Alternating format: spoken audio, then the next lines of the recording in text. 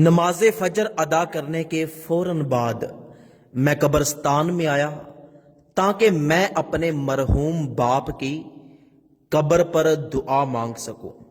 میں اپنے مرحوم باپ کی قبر پر کھڑا ہو گیا اور دعا مانگنے لگا۔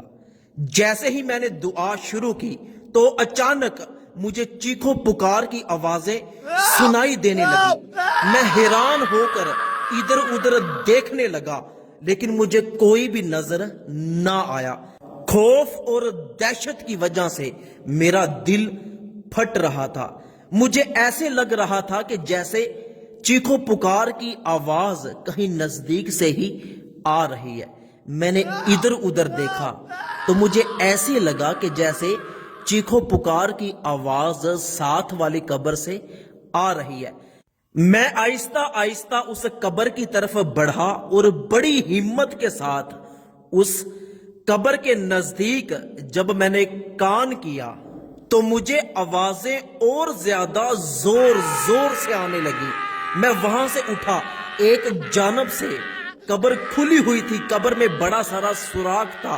میں اس سوراخ کے نزدیک گیا، سوچا کہ اس میں دیکھنے کی کوشش کروں، لیکن جیسے ہی میں نے اس میں دیکھا تو میں جھٹکا لگا کر پیچھے گرا اور تیزی کے ساتھ میں قبرستان سے باہر نکل گیا اور خوف اور دہشت کے مارے مجھ سے چلا بھی نہیں جا رہا تھا۔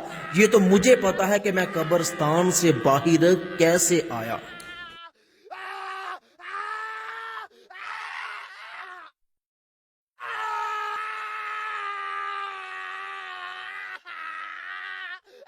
میں جلدی کے ساتھ اپنی موٹر سائیکل کے پاس آیا، موٹر سائیکل پر بیٹھا، موٹر سائیکل کو سٹارٹ کیا اور جلدی کے ساتھ اپنے گاؤں میں چلا گیا۔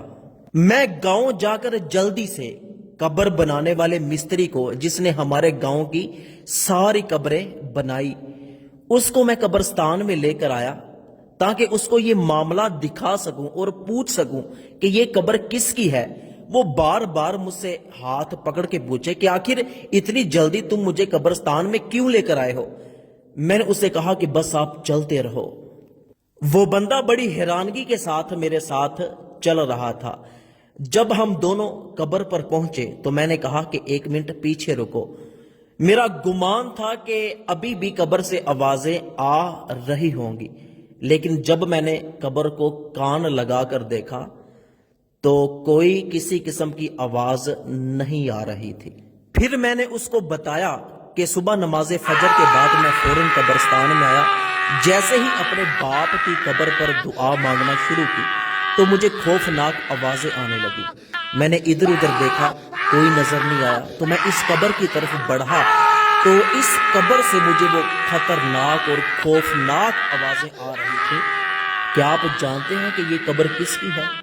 اس نے بتایا کہ یہ قبر ہمارے گاؤں کے ایک ٹھیکیدار کی ہے جو بہت ہی ظالم انسان تھا، اور سب سے بڑی بات یہ کہ یہ بندہ سود کا کاروبار کیا کرتا تھا اور لوگوں پہ ظلم کیا کرتا تھا، لوگوں کو سود پر قرض دیا کرتا تھا۔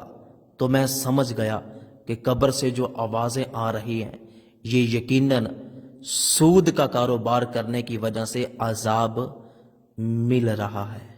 تو میری اللہ پاک سے دعا ہے کہ اللہ پاک مجھے اور آپ کو سود جیسے بڑے گناہ سے بچنے کی توفیق عطا فرمائے۔ اچھی بات دوسروں تک پہنچانا صدقہ جاریہ ہے۔ اس ویڈیو کو جلدی سے اپنے تمام دوستوں کے ساتھ شیئر ضرور کیجیے گا۔